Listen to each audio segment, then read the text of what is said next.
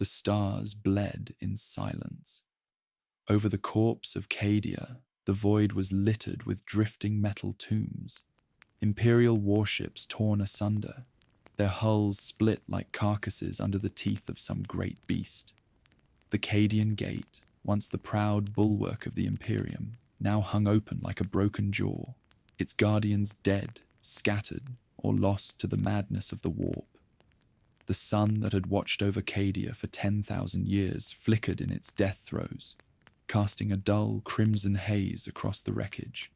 That dying light fell upon the last survivors of Cadia's defense fleet, what remained of an empire's shield, and upon the man who bore their hopes like a millstone chained to his soul. But before I tell you his story, know this. This tale is as much yours as it is his.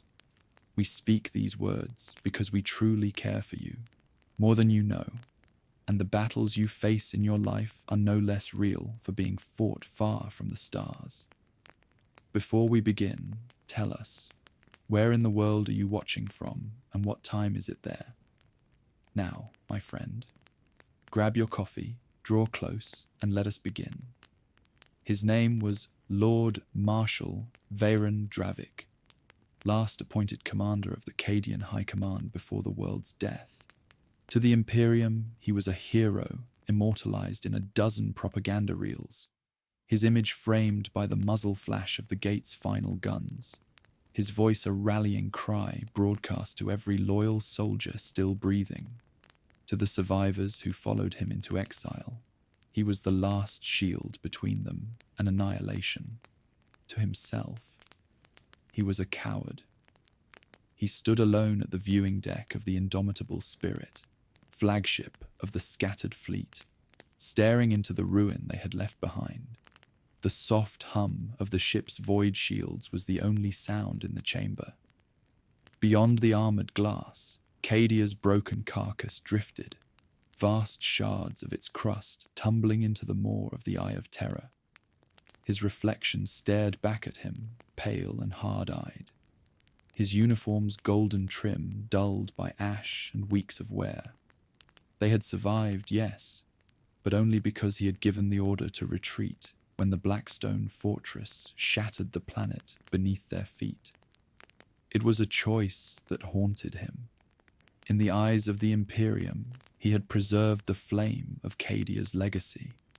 In the eyes of the men who had died buying that retreat, he had abandoned them. The fleet drifted now toward the forge world of Luthra, a week's warp jump away, where battered hulls might be reforged and depleted magazines replenished. But in the dark corners of Dravik's mind, another destination whispered.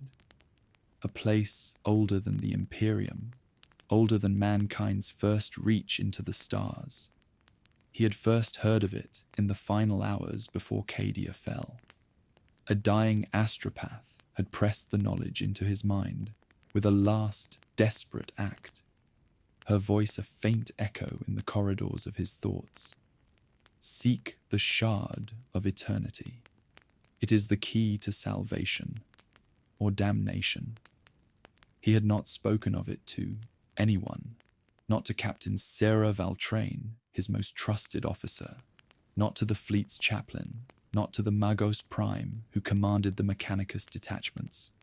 The shard was a legend out of the dark age of technology, a relic said to grant life without end, the power to hold back the slow rot of time itself. To a man who had seen his world broken, it was a dangerous thought indeed. If he could endure forever, perhaps Cadia could endure with him. The comms chime broke his reverie. Valtrain's voice came through, steady but strained. Lord Marshal, the crew is restless. Rumors are spreading about our course, about you. He almost smiled. Sarah had never been one to veil her meaning. And what do they say of me, Captain? That you mean to lead us into the Eye. That you have abandoned the Emperor's will. Dravik's fingers tightened on the railing. Tell them this, Sarah. We go where survival demands, and where victory can yet be seized. Cadia is gone, but her sons and daughters fight on. That is all they need to know. There was a pause. Then her voice returned, colder now. I, Lord Marshal. But one day, you will have to tell me the truth. The channel closed. He remained still, the crimson sun burning behind his eyes. Hours later, in the quiet sanctum of his quarters, he unsealed the small stasis capsule hidden within a locked chest beneath his desk. Inside lay a shard of crystal no larger than his palm, its surface fractured into strange, unnatural angles. It pulsed faintly with a light not of any star, a heartbeat that seemed to echo in his bones. He did not remember retrieving it. Perhaps it had been placed there by another. Perhaps it had been with him far longer than he realized. He heard the astropath's voice again. Salvation or damnation. When the fleet finally translated into real space above Luthra, the great orbital forges burned like suns. Towering spires of steel bristled with docking arms, their silhouettes framed by the glow of molten rivers within. The indomitable spirit was guided into dock, its hull blackened by plasma fire, and its banners scorched and frayed. The Magos Prime Zura greeted Dravik at the docking bridge.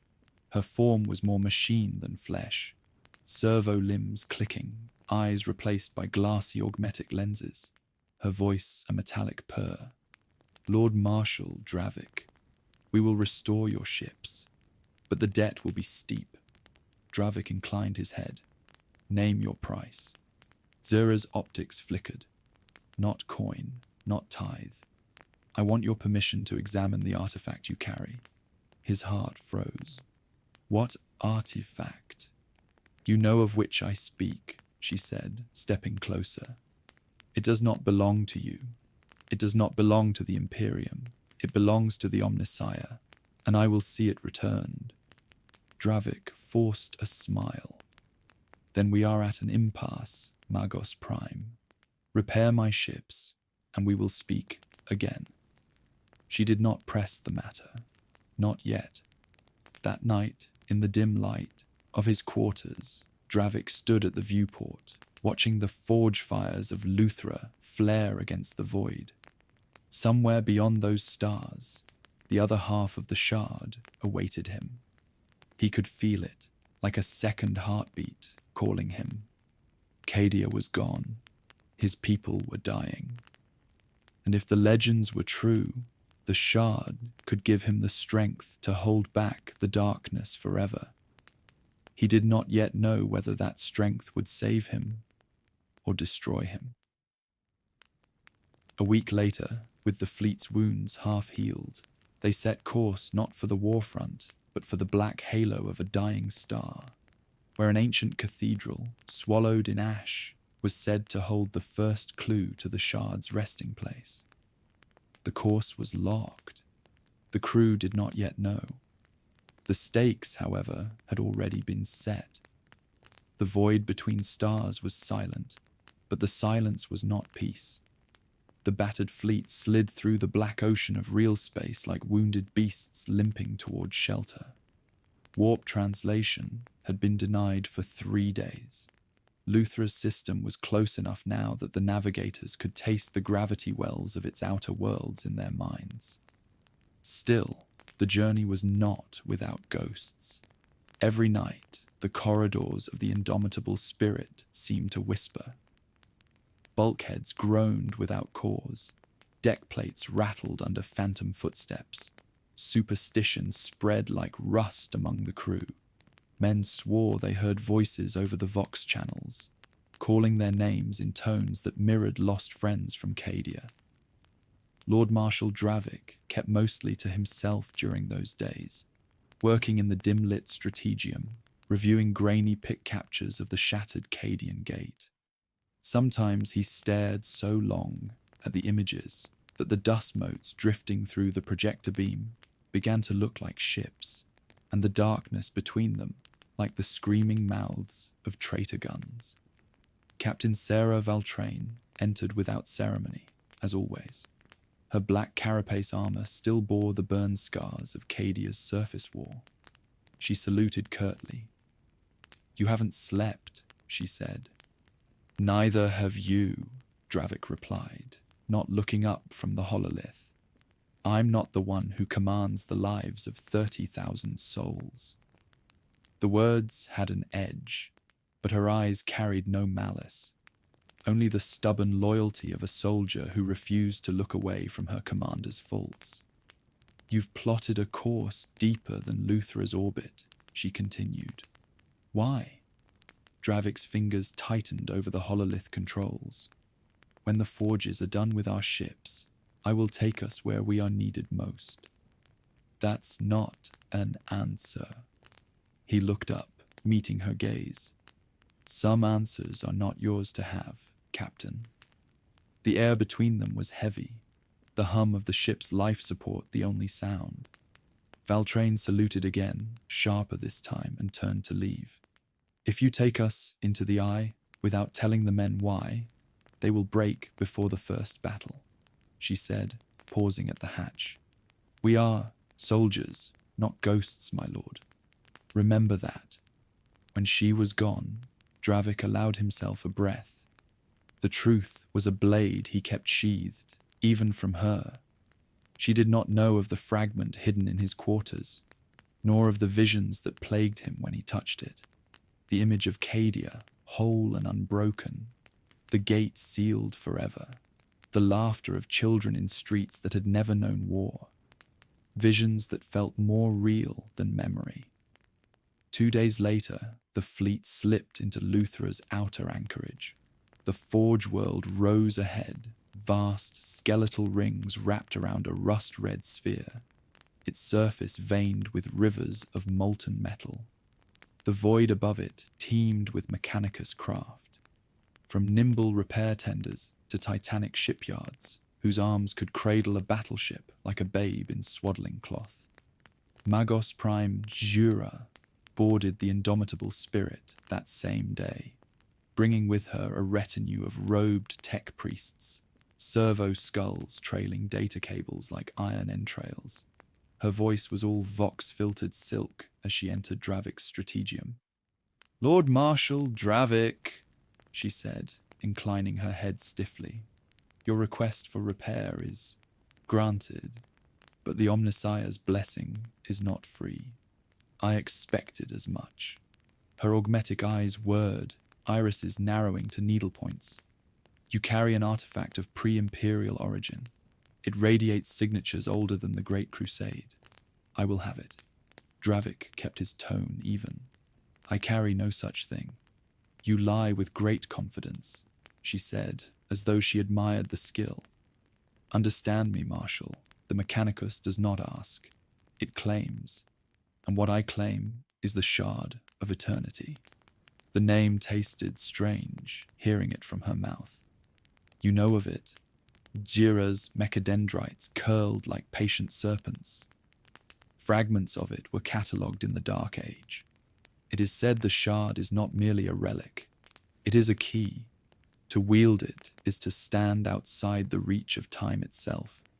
No rust, no decay, no death."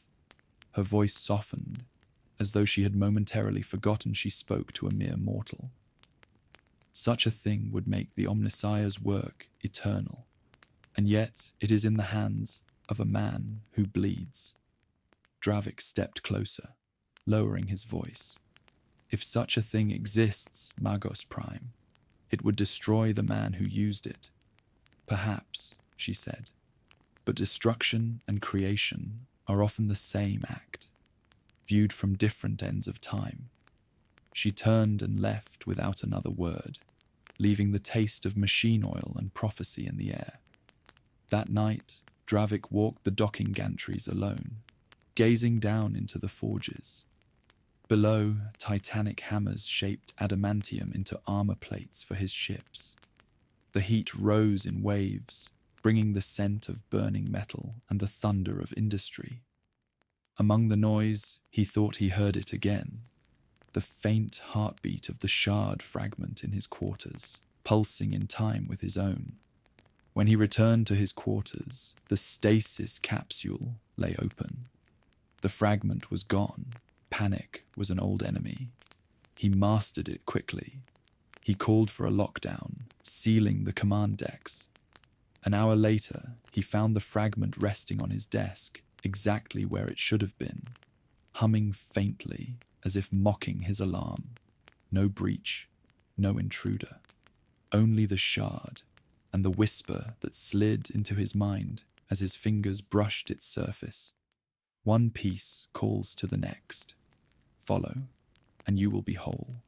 He did not sleep. Instead, he plotted a course to the black halo of a dying star, where an ash-choked cathedral was said to hold ancient records untouched since before the heresy. Luthra's forges would have their due, but as soon as the fleet's hulls were whole, they would burn for that place. And if the shard's whispers were true, it would be the first step on a road that no Cadian had ever walked, and from which none could return unchanged. The great vaults of the Primarch's Rest were lit by 1,000 guttering lumen flames, their amber glow lost in the black vaulting above. Each flame burned within a cage of gold, yet their light did little to drive away the cold that lived here. It was not the cold of winter, nor the void. It was the cold of power. Lord Marshal Veyron Dravik's boots echoed upon the marble, the sound devoured almost instantly by the vastness of the chamber. He had been summoned by decree of the High Conclave, a thing that had not occurred in decades. The sealed letter had borne the crimson wax of the sigillite's own hand, an undeniable summons, impossible to refuse. Above the dais at the far end sat the Lords of Terror, cloaked, veiled, and watching. Their faces were hidden in shadow, their eyes unreadable, but their voices, when they spoke, carried the weight of empires. Lord Marshal, came the voice of Chancellor Vyros, cold as the stone beneath his feet. You stand accused of possessing that which belongs to the throne. A murmur rippled through the gathered court. Every ear turned toward him. Every eye weighed him as a hawk weighs a mouse. Veyron did not bow. If you speak of the shard, he said, his voice steady, then know this. It was not taken for ambition, but to safeguard it from hands unworthy. Vyros's thin smile was like a blade drawn slow. And who, Lord Marshal, decides what hands are worthy? Silence followed. The question hung in the air, not merely for Veyron, but for every soul in the hall. Behind the Chancellor's seat stood a man Veyron knew all too well, General Karthos Vale. Once a trusted comrade, they had fought back-to-back on the ash fields of Itheris Prime. But now Karthos's gaze was one of pure calculation. He was a man who had learned that war was not only fought with guns, but with whispers in dark halls. And Karthos whispered now, leaning close to Vyros's ear. The Chancellor's expression shifted, not with surprise, but with satisfaction. There are those among us, Vyros continued, who believe the shard is a danger, a relic of an age best forgotten.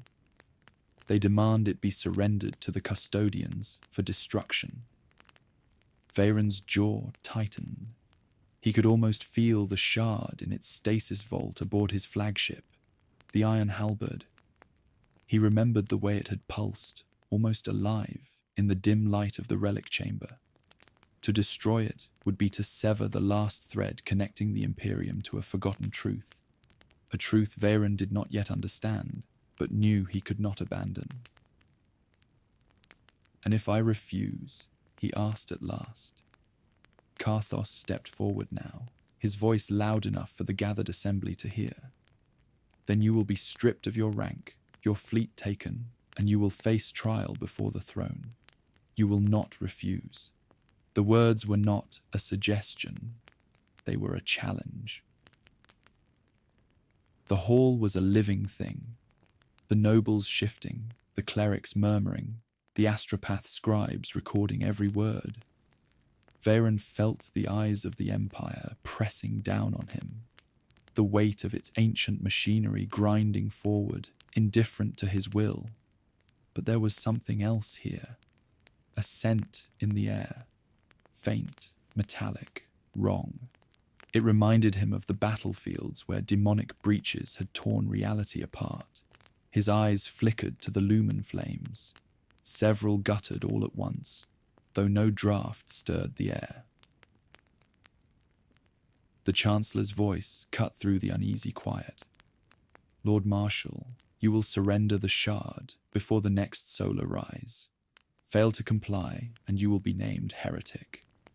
The word heretic in this hall was not a charge. It was a death sentence. Veyron bowed his head slightly, just enough to mask the flash of defiance in his eyes. "I understand." But in his mind, the decision had already been made. The shard would not be given up. Not to Vyros, not to Karthos, not to anyone who would bury the truth for the sake of their own grip on power. That night, as the hour turned and the bells of the Citadel of Light tolled the second watch, Veyron met with his most trusted captains in a chamber deep beneath the palace. Captain Ysera Kaldane, scarred from the Jericho Wars, spoke first. "If we defy the conclave openly, we'll be hunted across the segmentum." "Then we won't defy them openly," Veyron replied. "We leave before dawn. The Iron Halberd will make for the Halo Stars." Lieutenant Vaughn, ever the pessimist, frowned. "And when they send the execution fleets?" "They won't find us," Veyron said. "Not until we've found the truth behind the shard. And by then, the galaxy will be different." High above, in the gilded chambers of the conclave, Vyros and Karthos watched the void from a balcony. "He will run," Karthos said. "Of course," Vyros replied. "Shall we send the hunters?" "Not yet. Let him run. For now. The prey that thinks itself free is the easiest to snare." Fodija, below, the cold wind of terror's night whispered through the empty streets, carrying with it the faintest echo, not of voices, but of something far older, stirring in the dark. The flagship Vigilant Star drifted at the edge of the Sol system like a predator in the deep. Her hull was a cathedral of steel and adamantium, her flanks bristling with the weapons of 100 sieges. In the shadow of her command spire, the war room glowed with hollow sigils and streams of astropathic cipher. General Karthos Vale stood at the center table, gauntleted hands resting on the edge, eyes fixed on the slowly turning icon of the Iron Halberd. He had expected Veyron to run, and Veyron had not disappointed him.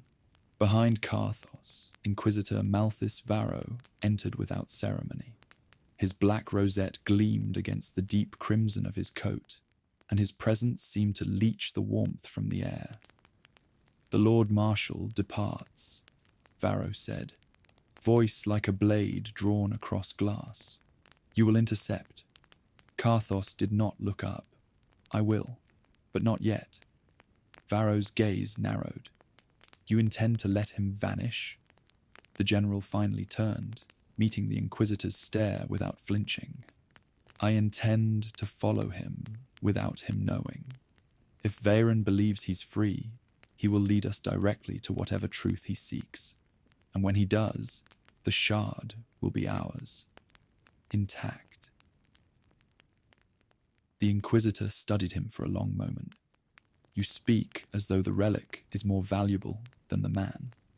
"It is," Karthos said flatly. "Men can be replaced. Relics of that age cannot." Across the war room, a young signals officer called out, "Sir, the Iron Halberd has just breached Sol's outer defense grid. Course is vectoring toward the Halo Stars." Karthos's mouth curled into something between a smile and a sneer. "He takes the dangerous road. Good. That means he fears the hunters behind him more than the void before him. The private confession. Hours later, Karthos retired to his personal sanctum aboard the Vigilant Star. Here, there were no aids, no hololiths, only the relics of past campaigns, trophies taken from enemies both human and otherwise. At the center of the room, sealed within a stasis field, lay an object draped in black cloth. Karthos approached it slowly, his expression shifting from iron discipline to something more reverent. With a gesture, the cloth dissolved into motes of light, revealing a jagged crystal that pulsed faintly with internal light, not unlike the shard Voran now carried. Karthos reached toward it, his gauntlet hovering just short of the stasis barrier. "One half," he whispered. "Soon the other will join you, and the door will open." The crystal's pulse quickened as though it understood. The oath. Later, Karthos met again with Varro in the observation deck. The planet beneath them was a dead world, a moon stripped of life by centuries of mining, its surface glinting like a scar under the light of the distant sun. "You know what you are doing, Vale?" Varro asked. "Perfectly," Karthos replied. "And if the shard's truth is not what you think, then I will bend it, or I will break it. The Imperium does not survive by accepting truth. It survives by controlling it." Varro studied him, as if weighing whether the man before him was ally or liability. "The Inquisition will hold you to your word." Karthos turned his gaze to the black between the stars. "And I will hold the stars to mine." A whisper in the void. Far beyond their conversation, in the darkness between systems, the shard aboard the iron halberd pulsed once more. This time, the crystal in Karthos's sanctum pulsed in answer. A perfect echo across light years of space. The link was complete. Orders to the fleet. The next day, Karthos convened his captains. The war table projected the flight path of the iron halberd. "We will maintain shadow pursuit," he ordered. "No transmissions, no active scans. We follow him to his goal, and then we strike. Every ship under my command will be ready to execute the hunter's oath." The oath was old, older than the current wars, a code among the execution fleets. The prey must not know it is hunted until the killing blow is inevitable. The captains answered as one, by oath and steel. Somewhere in the depths of the ship, the stasis barrier around Karthos's crystal flickered briefly, and a faint whisper, not heard by ears but felt in the bones, spoke a single word. Soon. The warp was never truly silent. It whispered, it screamed, it sang lullabies in the voice of dead lovers, and recited prayers in the tongue of extinct gods. For most, these were fragments of madness to be endured. For Lord Marshal Veyron Dravik, they became a road. It was the first vision. 3 nights into the Iron Halberd's flight through the halo stars, Veyron woke to find himself not in his quarters, but standing barefoot on a plain of black glass. The sky above him was a royal of stormfire, and within it hung 2 moons, one of silver, one of crimson, both cracked and bleeding light. The shard of eternity floated before him, suspended in the air, its light rhythmic like a heartbeat. He reached toward it, and in that instant, another hand reached from the opposite side, a hand in a war gauntlet. The vision snapped into focus. Through the shimmering surface of the shard, Veyron saw the face of General Karthos Vale staring back at him, as though they were separated by some impossible mirror. "Veyron!" The voice was not sound, but a weight inside his skull. "Karthos, you found me. You carry what is mine." No, General. I carry what will decide which of us is fit to serve the throne. The shard flared, and the glass plane beneath Veyron cracked in a spiral. Flames licked upward from the fissures, carrying with them whispers in 1,000 voices. Voices that were not human. The enemy's gaze. Aboard the Vigilant Star, Karthos stood in his sanctum, one hand resting on the stasis field of his half of the relic. His eyes were closed, but behind them he saw the same plane of glass, the same crimson moon, the same man. Varro's voice broke into the vision like a cold knife. You are connected to him now, aren't you? Karthos opened his eyes slowly. Not connected, entangled. Every step he takes, I will see. Every thought he has, I will taste. And when the time comes, I will end him before he even raises a weapon. The Inquisitor frowned. And if he learns to do the same to you, Karthos's reply was iron. Then I will ensure that what he sees is what I want him to see. The visions, within visions. That night, the link deepened. Veyron dreamt he was back in the War Council Chamber of Terror, only to see every seat occupied by a corpse. Their flesh was gone, replaced by ash and bronze masks, each mask bearing the face of someone he had betrayed, or who had betrayed him. At the head of the table sat Karthos, but when he rose, his armor dissolved into the robes of an imperial saint, his hands slick with blood that dripped endlessly onto the marble floor. You cannot run from what we are, Karthos said, and you cannot hide from what's coming, Veyron answered. The chamber walls split open, revealing an endless desert of burning cities. Above them, a colossal figure, neither man nor god, reached down with hands like continents, seeking both of them at once.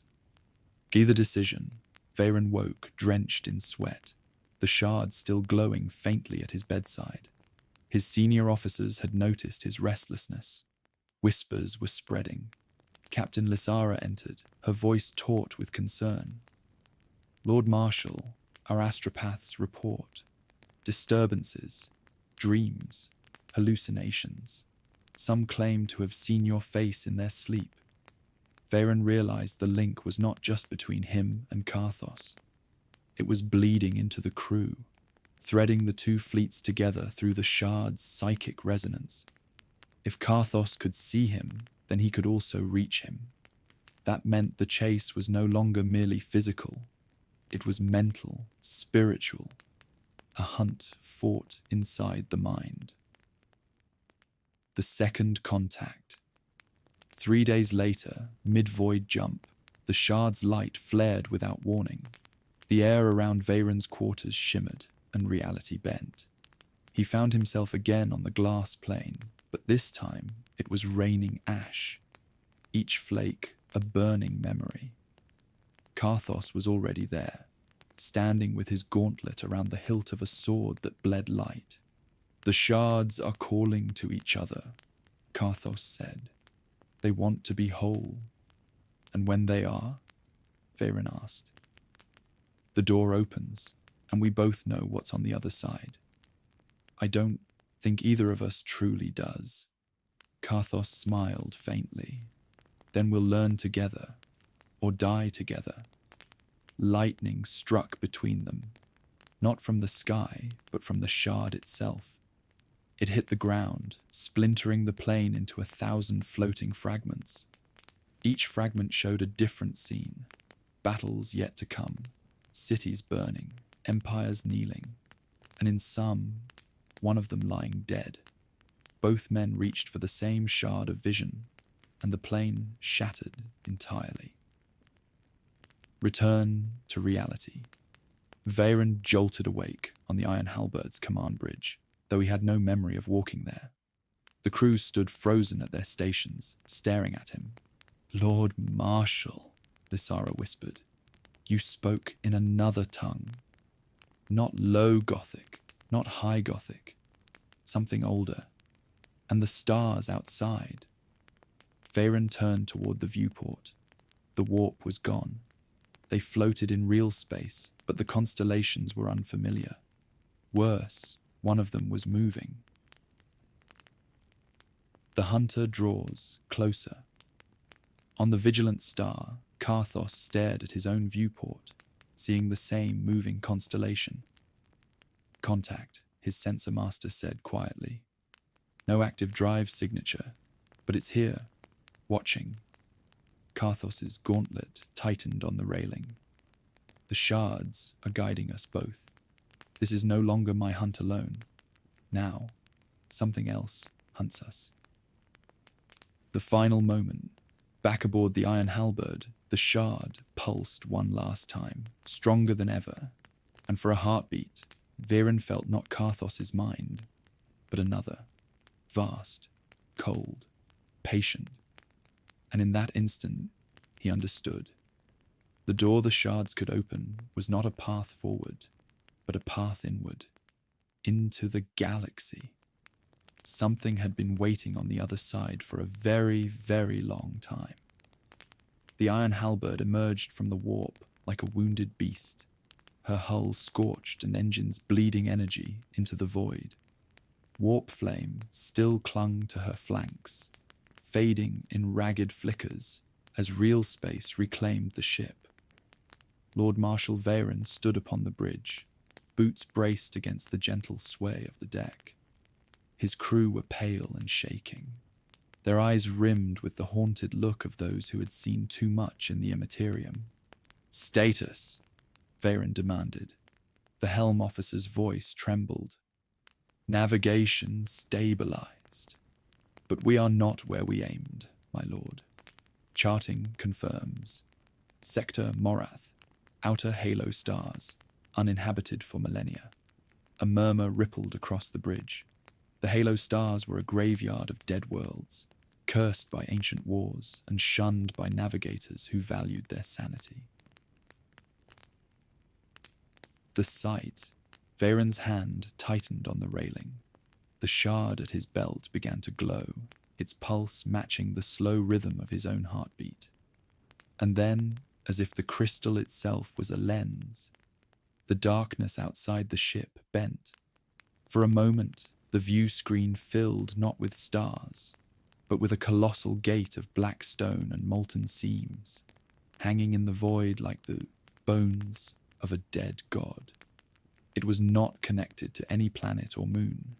It simply floated, vast and alone, turning slowly as though caught in the breath of some invisible tide.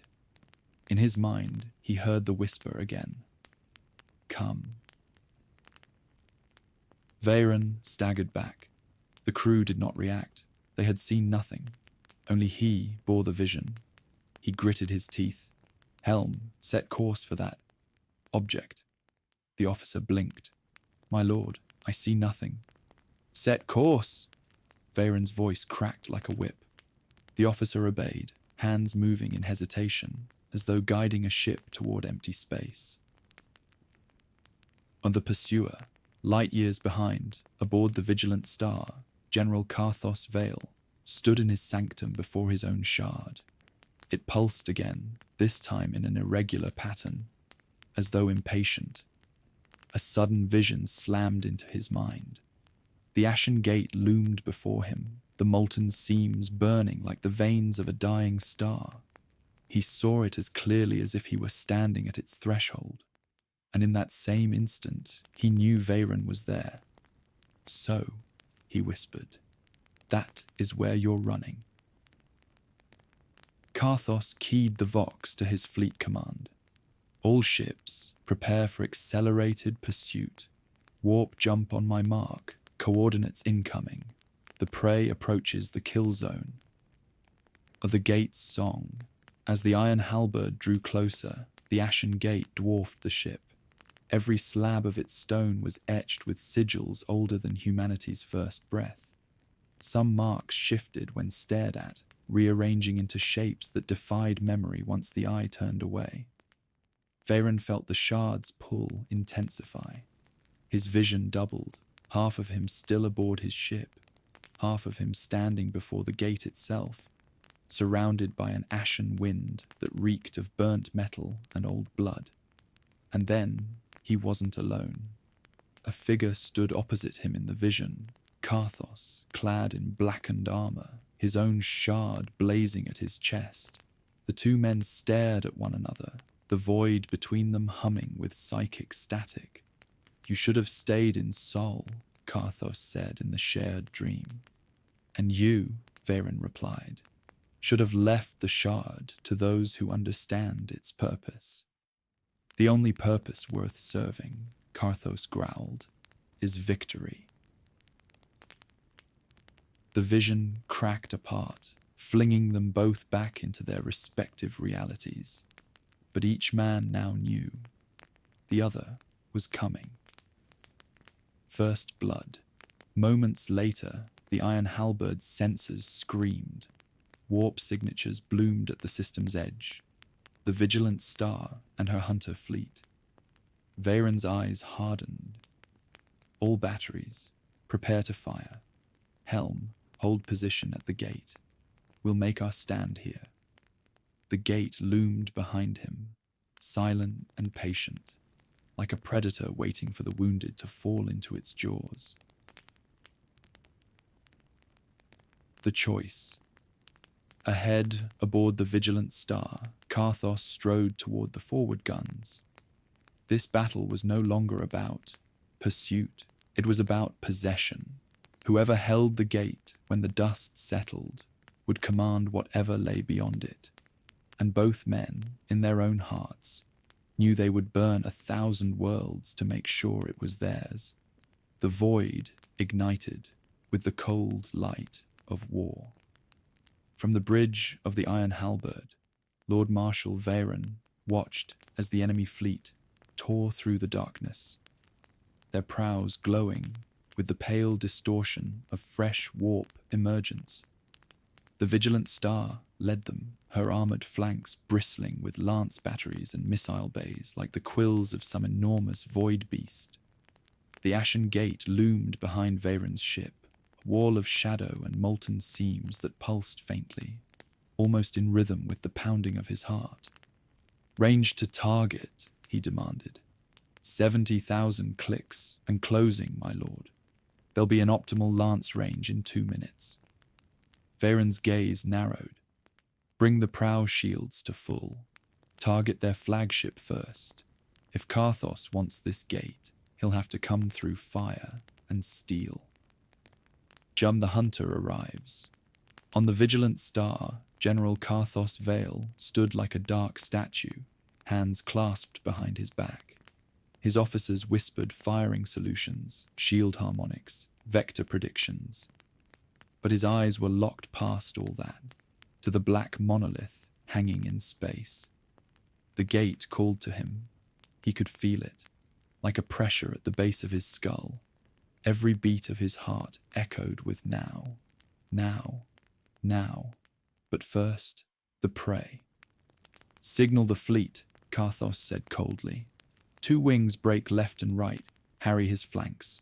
The Star will drive straight for the halberd. We take him alive, if possible.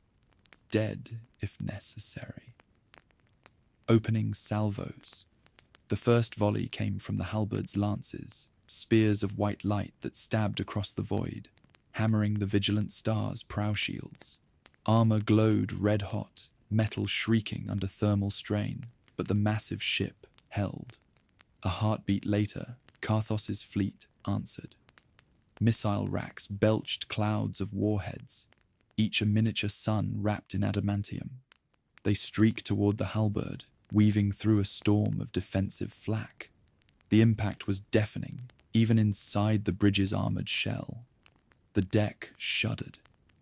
Crew were thrown from their stations. Warning runes bled crimson across the tactical hololith. "Shields holding at 62%, shouted the damage officer. The dance of death. Smaller escort ships darted between the giants, exchanging fire in rapid bursts, each kill marked by the silent blossom of an exploding reactor. Bodies frozen, drifting, began to litter the space between fleets, their forms catching the cold light of distant suns. Veyron's mind worked like a machine. Draw them closer to the gate. Their formations will break in the gravitational eddies. The gate's mass warped local space, creating unseen currents that pulled at ships, bending their trajectories. Karthos would know this, of course. But in the chaos of battle, even a moment's imbalance could mean death. The gate stirs. Then it happened. The molten seams along the ashen gate flared, burning brighter than before. A tremor, not of sound, but of reality itself, rippled outward. Every man and woman in both fleets felt it like a hand passing over their skin. Sensors screamed, vox channels erupted in static, and slowly, impossibly, the gate began to open. Two titanic slabs of black stone ground apart, revealing a slit of darkness within. A darkness deeper than the void itself, swallowing light like water absorbs a spark. From that slit came a wind that could not exist in space, a current of psychic force that clawed into every mind it touched. The rift's cry on the halberd, Veyron staggered. The shard at his belt burned with an inner fire. Images crashed into his thoughts. Ancient cities of silver, armies of machines marching under alien stars, oceans of blood spilling from the sky. On the vigilant star, Karthos felt it too. But where Veyron saw warning, Karthos saw opportunity. This is power, the shard told him. This is what you were born to claim. And so, Karthos gave the order. Forward, into the gate's shadow. The descent into madness. As the fleets drifted closer, the gate's influence worsened. Gunners screamed at phantoms on their targeting arrays. Helmsmen swore the stars themselves were moving. One destroyer in Karthos's right wing turned its guns on its own escort, vaporizing it before its captain bit down on a pistol and ended his own life. Still, the battle raged. Veyron's voice cut through the chaos. All batteries, concentrate fire on the star's starboard engines. Cripple her before she crosses the threshold. Broadside after broadside smashed into the vigilant star, tearing through armor, venting atmosphere into the cold void. Karthos's flagship shuddered, but she did not break. The twist. Then, without warning, the gate's opening widened. A pulse of force rolled out, invisible, unstoppable. It struck both fleets like a hammer. Ships spun from their courses. Hulls ruptured, vox channels died, and out of the gate drifted shapes. They were not ships, not in any human sense. They moved like living things, their hulls slick and black, their edges dissolving into tendrils of light. Where they passed, void metal corroded to ash, and men died without a sound, their bodies collapsing into dust. But the unholy third side. For the first time, both Veyron and Karthos froze, their duel momentarily forgotten. Whatever these entities were, they had come for the gate, and they had no interest in choosing sides. Veyron gripped the comm. Karthos, truce. For now. There was a long pause. Then Karthos's voice came, low and grim. Agreed. But when they're gone, so are you. Thrus fleets, battered and bleeding, turned their guns on the new arrivals. The ashen gate loomed above them all, its maw yawning wider, as though amused by the carnage it had summoned. And somewhere beyond its threshold, something far greater waited to step through. The silence after the storm was deafening. The iron halberd and the vigilant star, battered and bruised, drifted like wounded leviathans in the vast darkness of the halo stars. Both fleets had sustained grievous losses. The black void littered with smoking wrecks, their crews swallowed by the merciless cold of space. But the new enemy, born of the gate's opening, remained, a dark presence that neither human could ignore. A fragile accord. In the cold light of the Iron Halberd's war room, Veyron and his senior officers gathered, faces etched with exhaustion and grim resolve. A single message was clear. Survival demanded unity. Veyron keyed his vox-link to the vigilant star. Karthos, his voice was steady, though heavy with unspoken fatigue. This is not our war. Not yet. We fight the shadow first. The reply came after a tense pause. Agreed, Lord Marshal. Temporary truce. But once this enemy is dealt with, the Shard and the Gate belong to the Imperium. Veyron nodded, though the words were not heard. The enemy revealed. The entities that emerged from the Gate defied all Imperial understanding. They were shadows made manifest, alive and yet not alive, fluid forms shifting between solidity and mist. Sensors struggled to lock on, readings fluctuating wildly. Energy signatures were unlike anything recorded, a chaotic dance of psionic fire and antimatter cold. When they attacked, their strikes came not with guns or missiles, but with psychic tendrils that snaked into the minds of sailors and soldiers alike. Madness was the first weapon, and death the inevitable second. First joint strike. Despite centuries of rivalry, Veyron and Karthos orchestrated a combined assault. The Halberd's lance batteries carved fiery arcs through the void, while the vigilant star's plasma turrets rained death from a distance. Smaller escorts harried the enemy's flank, their engines blazing as they darted between tendrils of psionic energy. But the enemy adapted quickly. One cruiser, the Ebon Vale, was consumed utterly, its crew's screams echoing in the void as it imploded from within, a psychic beacon to rally the others. The Shard's secret. During the battle, Veyron experienced another vision. This time, the Shard revealed a hidden truth. The Gate was not merely a portal, it was a prison. The entities were ancient custodians, bound in exile by a lost civilization to guard the secret beyond the Gate, a secret that could unravel the very fabric of reality. The price of power. Karthos, watching from the vigilant star, contemplated the Shard at his chest. If the Gate is a prison, he murmured, then opening it risks doom, not just for us, but for all the Imperium.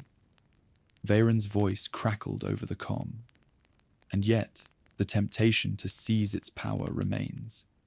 How long before ambition outstrips caution? The question hung heavy between them. A new threat emerges. Suddenly, the Gate pulsed violently.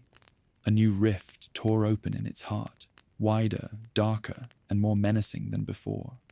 From this abyss emerged a colossal form, a being wreathed in starfire and shadow, its eyes burning with the cold light of eternity.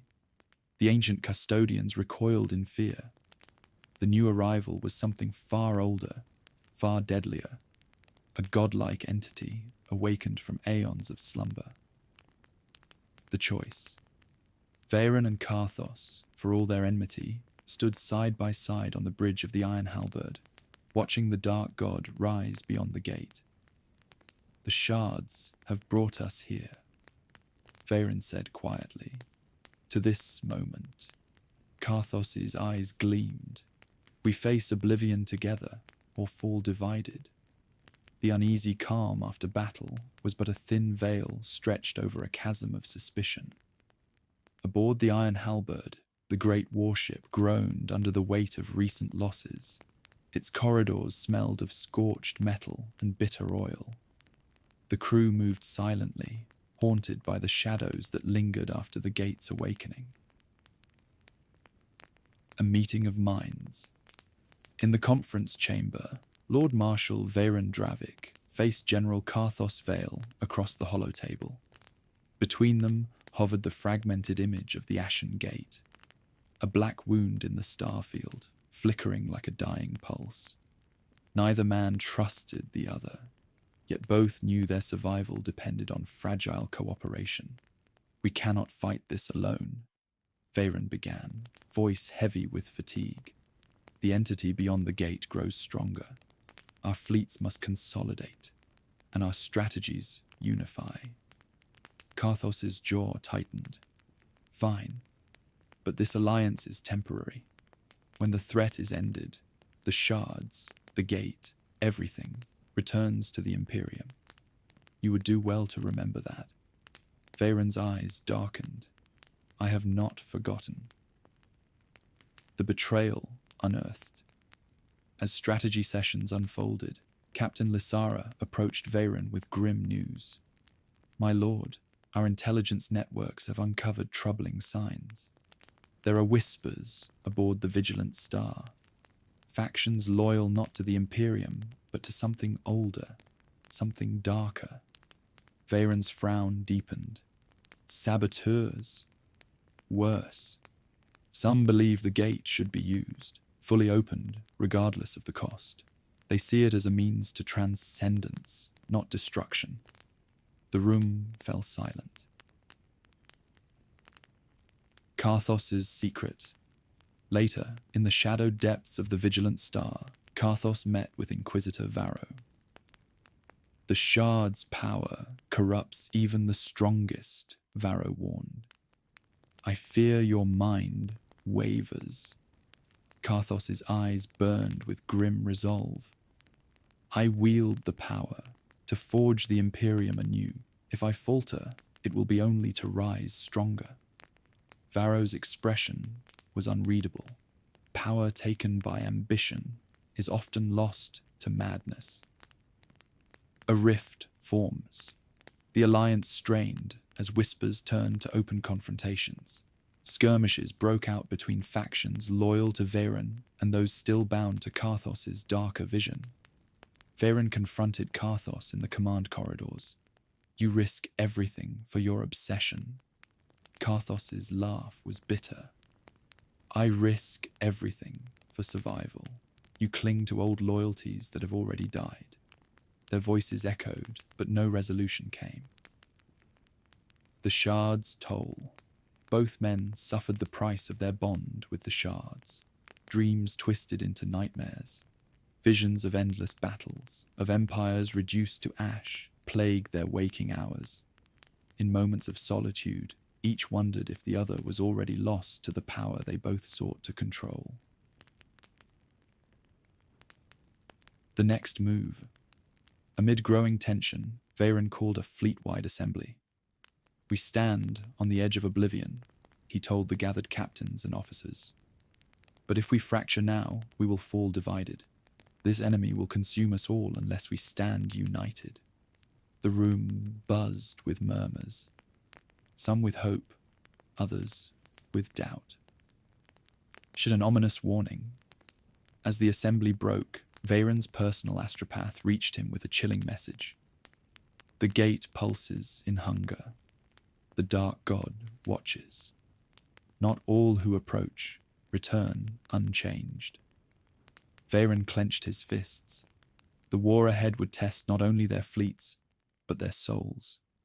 The void around the Ashen Gate shimmered with an unnatural chill, as if the very fabric of reality was fraying at the edges. Aboard the Iron Halberd, Lord Marshal Veyron Dravik stood rigid, eyes locked on the flickering tactical display. The enemy forces stirred once more numerous, more desperate, and far deadlier than before. The warning. The astropath's voice echoed through the chamber, trembling with urgency. "Lord Marshal, psychic signals indicate a massive assault is imminent. The entities from beyond the gate prepare to overwhelm us. They move with coordination unlike anything we've seen." Veyron nodded grimly. "All hands to battle stations. Prepare for full engagement." Karthos's resolve. On the Vigilant Star, General Karthos Vale strode through the command deck, the shard at his chest burning like a beacon. "Whatever comes through that gate," he said, voice cold as the void, "we will meet it with fire and fury. The Imperium will endure, but only if we stand together." His officers exchanged uneasy glances. The fragile alliance was about to be tested beyond limits. The enemy advances. The black shapes from the gate surged forward, no longer mere tendrils, but full-formed horrors of shifting mass and light. They moved with terrifying purpose, striking at the outer escorts first, dismantling the fleet's perimeter with brutal efficiency. Veyron's voice rang out, steady and commanding. "Form up the battle line. Concentrate fire on the lead entities." The battle rage's lasers sliced through the void, lance fire scorched armor, and missiles thundered in fiery trails. Yet the alien entities adapted rapidly, their forms flowing and reforming as if alive. Aboard the Iron Halberd, crew members screamed as psychic tendrils invaded their minds, dragging memories into a maelstrom of pain and fear. Veyron fought to maintain order, seal off compromised sections, focus all power on shield regeneration. Karthos's sacrifice.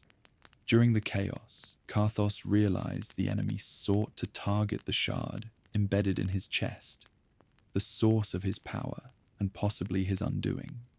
In a moment of brutal clarity, he ordered his flagship to break formation, drawing the enemy's attention away from the halberd.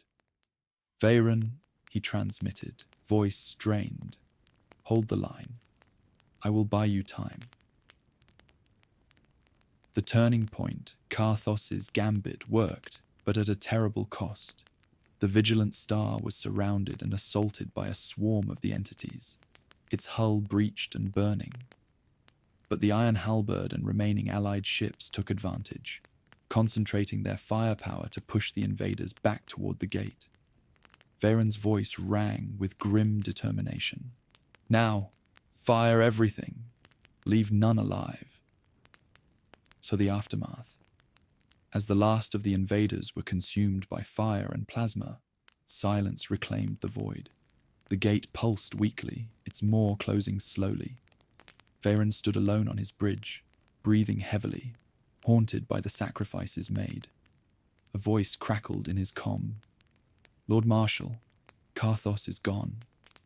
Grief and fury battled within him. The war was far from over, but the price of survival had become heartbreakingly clear. Word count 1479. अगर तुम चाहो, मैं अब chapter 11 लिख सकता हूँ, जिसमें Warren अपनी लीडरशिप को संभलते हुए बिट्रेयल का सामना करता है और एक नया खतरा सामने आता है जो इस यूनिवर्स को और भी गहरा अंधेरा में धकेल देगा। तुम क्या चाहते हो? You said, Chapter 11, complete लिखना, word count पूरे देना, चैट GPT said. बिल्कुल, अब मैं चैप्टर 11 पूरा लिख के देता हूँ बिना गप के, और आखिर में एग्जैक्ट वर्ड काउंट मेंशन करूँगा। Chapter 11, The Veil of Deceit. The stars outside the Iron Halberd flickered, indifferent witnesses to the fragile calm that followed the storm. Yet beneath the surface, a deeper darkness churned, one born not of alien horrors, but of human hearts. Echoes of loss. Lord Marshal Veyron Dravik stood alone on the bridge, the weight of Karthos's sacrifice pressing heavily on his soul. The air was thick with unspoken grief. Around him, the remaining officers moved with quiet determination, but Veyron's eyes searched the void for answers that would not come. "Signal from intelligence," the comm officer announced. A covert transmission intercepted aboard the Vigilant Star. It appears there was a traitor.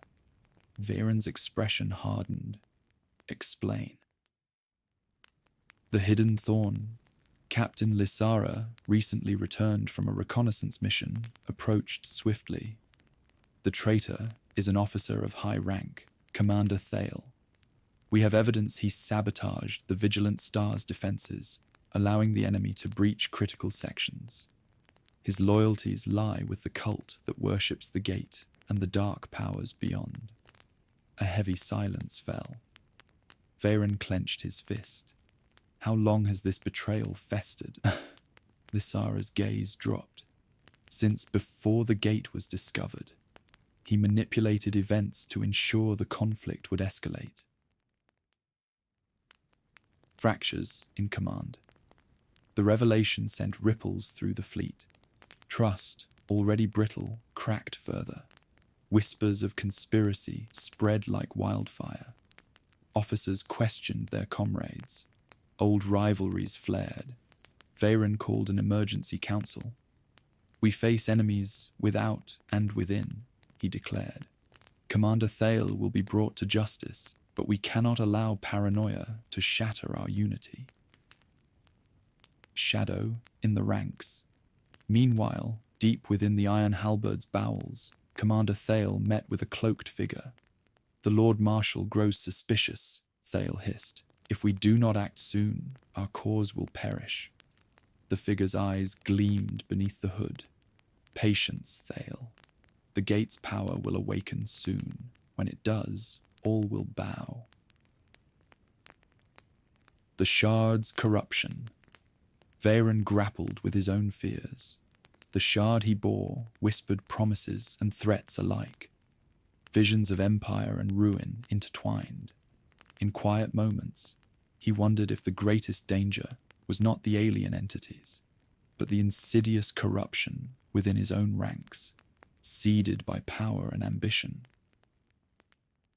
The final warning. Astropathic messages grew urgent. "Beware the harbingers among you. The gate's influence spreads like a plague."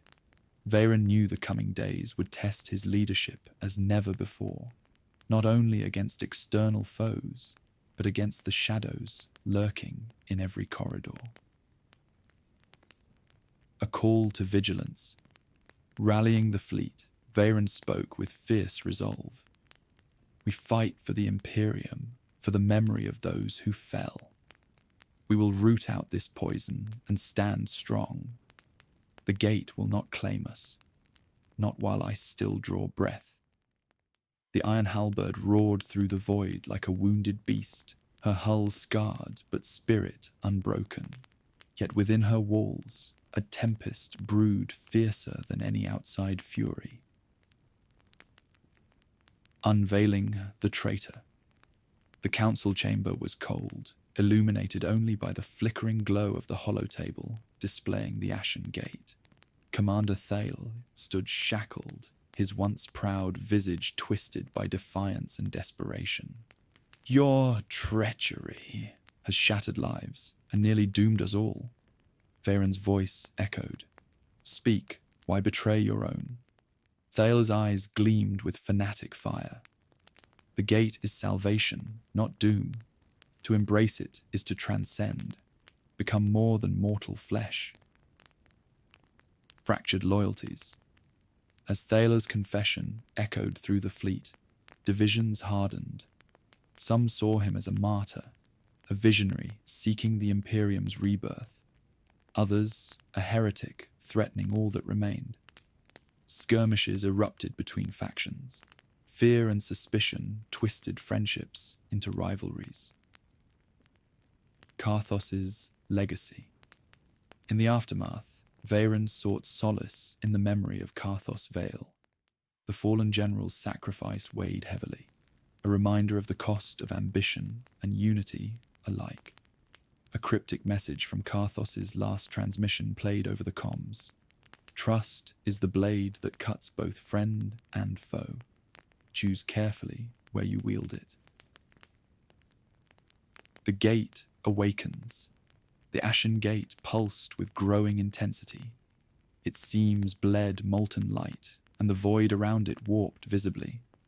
Veyron's shard flared in warning, visions of an abyss beyond mortal comprehension flooding his mind. A desperate plan. With the traitor revealed and their forces fractured, Veyron convened his remaining commanders. We cannot wait for the gate's dark masters to claim us. We strike at the source, send a boarding party through the gate to sever its power at the heart. The room fell silent. Such a mission was near suicide. The boarding party volunteers gathered, battle-hardened veterans and psychers ready to face the unknown. Among them was Lysara, fierce and resolute, chosen to lead. Veyron placed the shard in her palm, its warmth a silent vow. "Go with the Emperor's will," he said. Into the abyss, as the boarding craft shuttled toward the widening gate, the fleet held position, bracing for the unknown. The gate's maw yawned wider, swallowing the brave souls who dared challenge the darkness within. The boarding craft tore through the void, a fragile arrow aimed at the beating heart of darkness itself. Led by Captain Lysara, the crew was a blend of hardened warriors and desperate psychers, each bearing the weight of countless hopes and fears. The ashen gate's gaping maw loomed ahead, its molten edges pulsating with ancient power. Crossing the threshold. As the craft breached the threshold, reality warped, gravity twisted in impossible directions. Shadows danced beyond sight, and the walls of the gate seemed alive, breathing, shifting, watching. Lysara gripped her bolter tighter, her breath shallow. "Stay close. Trust nothing but your instincts." The team plunged deeper, the air growing heavier with a psychic hum that gnawed at their minds. Echoes of the past visions flickered, ghostly remnants of civilizations long devoured by the gate's hunger, halls filled with the echoes of forgotten prayers and the clash of endless wars. Psychers screamed as memories not their own flooded their consciousness, tearing at the fragile threads of sanity. The heart of darkness deeper. Still, they found it, a chamber vast beyond comprehension, a dark core pulsing with malevolent energy, the source of the gate's terrible power. In its center floated the obsidian spire, a monolith of living shadow and flame, thrumming with life and death intertwined. Confronting the guardian. Suddenly, from the shadows emerged the gate's ancient guardian, a colossal entity woven from starlight and void, eyes burning with the fury of millennia. It spoke without words, a torrent of psychic force crashing against the boarding party's minds. Lysara raised her voice, steady but fierce. "We come not as conquerors, but as the Imperium's last hope. Stand aside or be destroyed." The battle, within chaos, erupted. Bolter fire tore through shadowy limbs. Psychic blasts clashed with the Guardian's mind waves. Comrades fell, consumed by darkness or madness. Yet Lysara pressed on, driven by the memory of Veyron and Karthos, by the fate of countless souls depending on their success. Severing the bond. In a final act of defiance, Lysara shattered the obsidian spire with a searing lance of plasma, severing the gate's heart. The chamber trembled as the monstrous guardian wailed, dissolving into the void. The gate's pulse faltered, its hungry maw beginning to close. Escape or oblivion. With time running out, the survivors fled through the collapsing gate, the walls buckling and twisting around them. They emerged battered but alive, greeted by the cheering fleet. The ashen gate sealed behind them, a tomb once more. The ashen gate sealed shut with a thunderous finality, its molten seams cooling like the last breath of a dying star. A somber hush fell over the fleet. Victory had come at a cost beyond reckoning. Echoes of sacrifice. Lord Marshal Varon Dravik stood upon the deck of the Iron Halberd, staring out into the blackness where the gate once yawned. His body ached, but heavier still was the weight upon his spirit. Reports came of the fallen, heroes and nameless souls alike, lost to the void or madness. Among them, the brave Captain Lysara, who had led the boarding party with unyielding resolve, now gone to the Emperor's embrace. The cost of immortality. The shard that had guided Varon throughout trembled in his palm, its ancient whispers now a mournful lament. Immortality, it seemed to say, is not a gift but a chain. Varon's thoughts drifted to Karthos, to Lysara, to all who had danced on the knife's edge of power and oblivion. The endless war had stretched their lives into a tapestry of sorrow and sacrifice. Fractures remain. Though the gate was sealed, tensions simmered beneath the surface. The betrayal of Commander Thale had sown seeds of mistrust that would not easily be uprooted. Varon knew that the scars of this conflict would shape the Imperium's future as much as any victory or defeat. A new dawn. In the quiet moments after the storm, Varon addressed his fleet. We have survived the darkness, but it lingers still. Our empire is fragile, our path uncertain. Yet hope remains, hope forged in sacrifice and steel. He raised his voice, steady and resolute. Let this be the last ember of the Ashen Gate's shadow. From these ashes, we shall rise. Reflections on time. As the stars wheeled overhead, Varon's mind wandered to the endless cycles of rise and fall, of empires born and lost to the cold grasp of time. Immortality had shown him both the glory and the curse of eternity, the ceaseless witness to creation's grandeur and its inevitable decay. Of the final vigil alone, Varon stood watch over the void, the silent sentinel of a fragile peace. The galaxy would turn, wars would ignite and burn away, and empires would rise again. But for now, in this fleeting moment, there was only the quiet memory of sacrifice and the fragile hope for a future yet unwritten. The dying light of distant suns cast long shadows across the remnants of the shattered fleet. The Iron Halberd drifted silently, a colossal relic amidst the cold vastness of space. Lord Marshal Varon Dravik, weary beyond measure, stood at the prow, eyes fixed on the horizon where stars blinked like fading memories. The weight of eternity, centuries of war, had carved lines deep into his soul. The shard, once a beacon of hope and power, now pulsed weakly in his grasp, a silent testament to the endless burden of immortality. He felt the ghosts of all he had lost, the comrades, the friends, the foes turned kin, each a spark extinguished in the cruel forge of time. A fractured empire. The Imperium lay fractured, its borders bloodied and uncertain. Though the Ashen Gate was sealed, its scars ran deep. The betrayal of Commander Thale, the loss of Karthos and Lysara, the shattered alliances, all were wounds that might never fully heal. Varon knew that the empire he had fought to save was not the empire he once dreamed of. The final choice.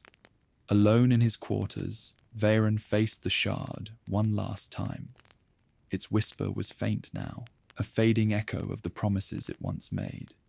He could wield its power to rebuild, to command dominion over stars, to forge a new destiny. But at what cost? Or he could let it die with him, ending the cycle of ambition and ruin. Sacrifice and silence. With a heavy heart, Varon raised the shard to the void, releasing its energy in a blinding surge that illuminated the void like a dying sun. The ancient artifact shattered, its light scattering into the cosmos, a final requiem for an era of endless war. As the light faded, so too did Veyron's immortal form. He allowed himself to fall into the cold embrace of oblivion, his last breath a prayer for those who would come after. The end of an era.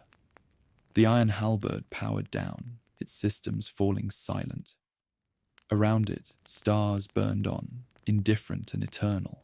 In the stillness, a new dawn waited, uncertain, fragile, but untouched by the shadows of the past. A quiet legacy. The story of Veyron Dravik, the last defender of Cadia's shattered memory, would fade into legend. A tale whispered in the halls of future empires. A reminder of the cost of power and the price of immortality.